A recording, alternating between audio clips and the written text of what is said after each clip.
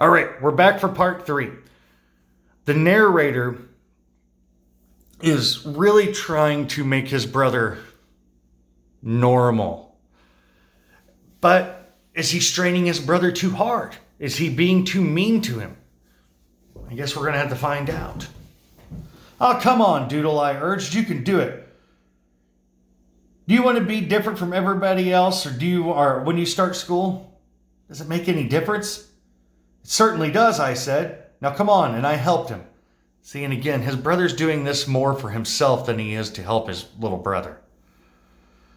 As we slipped through the dog days, Doodle began to look feverish, and Mama felt his forehead, asking him if he felt ill.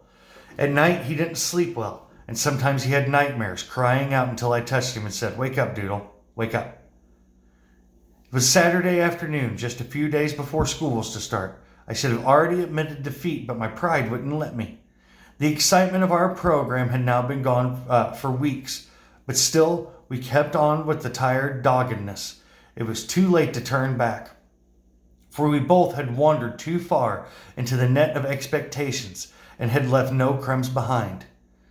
Daddy, Mama, Doodle, and I were seated at the dining room table having lunch. It was a hot day with all the windows and doors open in case a breeze should come. In the kitchen, Aunt Niecy was humming softly. After a long silence, Daddy spoke. "It's so calm, I wouldn't be surprised if we had a storm this afternoon." "I haven't heard a rain frog," said Mama, who believed in signs, as she served the bread around the table. "I did," declared Doodle, "down by the swamp." "He didn't," I said contrarily. "Oh, did he?" "You did, eh?" said Daddy, ignoring my denial. "I certainly did," Doodle reiterated, scowling at me over the top of his iced tea glass, and we were quiet again. Suddenly, from out in the front yard came a strange croaking noise. Doodle stopped eating with a piece of bread poised ready for his mouth. His eyes popped round like two blue buttons. "What's that?" he whispered. I jumped, knocking over my chair, and had reached the door when Mama called. "Pick up the chair, sit down again, and say excuse me." By the time I had done this, Doodle had excused himself and had slipped out into the yard. He was looking into the bleeding tree. "It's a great big red bird," he called. The bird croaked loudly again, and Mama and Daddy came out in the yard. We shaded our eyes with our hands at the hazy glare of the sun and peered up through the still leaves. On the topmost branch, a bird the size of a chicken, with scarlet feathers and long legs, was perched precariously. Its wings hung down loosely, and as we watched, a feather dropped away and floated slowly down through the green leaves. "It's not even frightened of us," Mama said. "It looks tired," Daddy added, "or maybe sick." Doodle's hands were clasped at his throat, and I had never seen him stand still so long. "What is it?" he asked. Dad shook his head. "I don't know, maybe it's..." At that moment, the bird began to flutter, but the wings were uncoordinated, and amid much flapping, a spray of flying feathers, it tumbled down, bumping through the limbs of the bleeding tree and landing at our feet. With a thud, its long, graceful neck jerked twice into an S and then straightened out, and the bird was still. A white veil came over the eyes, and the long white beak unhinged.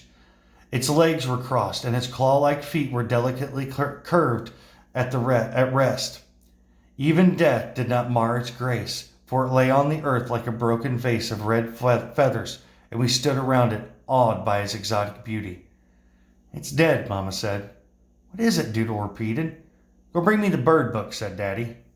I ran into the house and brought back the bird book. As we watched, Daddy thumbed his way through the pages. "It's a Scarlet Ibis," he said, pointing at the picture. "It lives in the tropics, South America to Florida. A storm must have brought it here." Sadly, we all looked at the bird. A Scarlet Ibis. How many miles had it traveled to die like this in our yard beneath the bleeding tree? "Let's finish lunch," Mama said, nudging us back towards the dining room table. "I'm not hungry," said Doodle, and he knelt down beside the ibis. "We've got peach cobbler for dessert," Mama tempted from the doorway. Doodle remained kneeling. "I'm going to bury him." "You don't dare touch him," Mama warned. "There's no telling what disease he might have had." "All right," said Doodle. "I won't." Daddy and Mama went back to the dining room table, and we watched Doodle through the open door. He took out a piece of string from his pocket and, without touching the ibis, looped one end around its neck, slowly, while singing softly, "Shall we gather at the river?" He carried the bird around to the front yard and dug a hole in the flower garden next to the petunia bed. Now we were watching him through the front window, but he didn't know it. His awkwardness at digging the hole with a shovel whose handle was twice as long as he was made us laugh, and we covered our mouths with our hands so he wouldn't hear. When Doodle came into the dining room, he found us seriously eating our cobbler. He was pale and lingered just inside the screen door. "Did you get the Scarlet Ibis buried?" asked Daddy. Doodle didn't speak, but nodded his head. "Go wash your hands, and then you can have some peach cobbler," said Mama. "I'm not hungry," he said. "Dead birds is bad luck," said Aunt Niecy, poking her head from the kitchen door. "Especially red dead birds." As soon as I had finished eating, Doodle and I hurried off to the Horsehead Landing. Time was short, and Doodle still had a long way to go if he was to keep up with the other boys when he started school. The sun, gilded with the yellow cast of autumn, still burned fiercely, but the dark green woods through which we passed were shady and cool. When we reached the landing, Doodle said that he was too tired to swim, so we got into a skiff and floated down the creek with the tide. Far off in the marsh, a rail was scolding, and over, beach locusts were singing in the myrtle trees. Doodle did not speak and kept his head turned away, letting one hand trail limply in the water. After we drifted a long way, I put our oars in place and made Doodle row back against the tide. Black clouds began to gather in the southeast, and he kept watching them, trying to pull the oars a little faster. When we reached Horsehead Landing, lightning was playing across half of the sky and thunder roared out, hiding even the sound of the sea. The sun disappeared and the darkness descended, almost like night.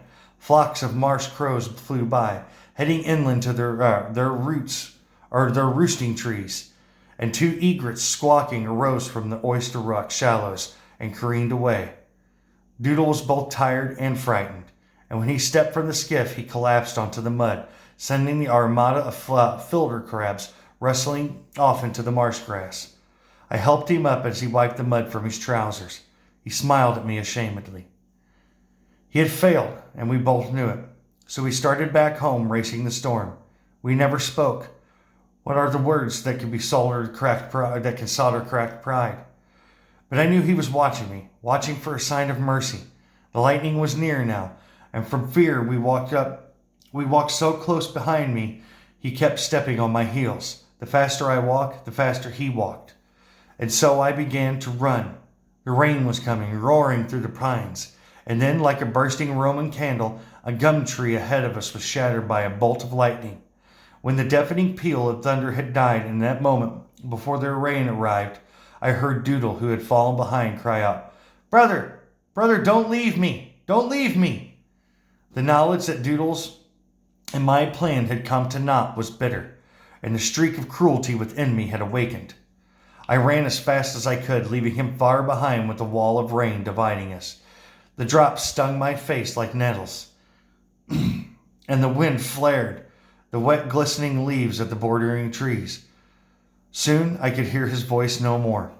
I hadn't run too far before I became tired, and the flood of childish spite evanesced as well. I stopped and waited for Doodle. The sound of rain was everywhere, but the wind had died, and it fell straight down in parallel paths like ropes hanging from the sky. As I waited, I peered through the downpour, but no one came. Finally, I went back and found him huddled beneath a red nightshade bush beside the road.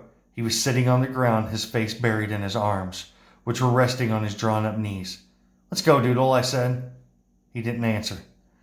So I placed my hand on his forehead and lifted his head limply. Limply, he fell backwards onto the earth.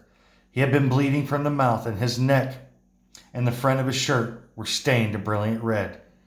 "Doodle! Doodle!" I cried, shaking him. But there was no answer but the ropey rain. He lay very awkwardly with his head thrown far back, making his vermilion neck appear unusually long and slim. His little legs bent sharply at the knees. I had never before seen so fragile, so thin. I began to weep, and the tear-blurred vision in red before me looked very familiar. "Doodle! I screamed above the pounding storm and threw my body to the earth above his. For a long time, it seemed forever, I lay there crying, sheltering my fallen Scarlet Ibis from the heresy of rain. That's sad. Okay. The next video we'll go over the study guide. And we'll talk about the story a little bit.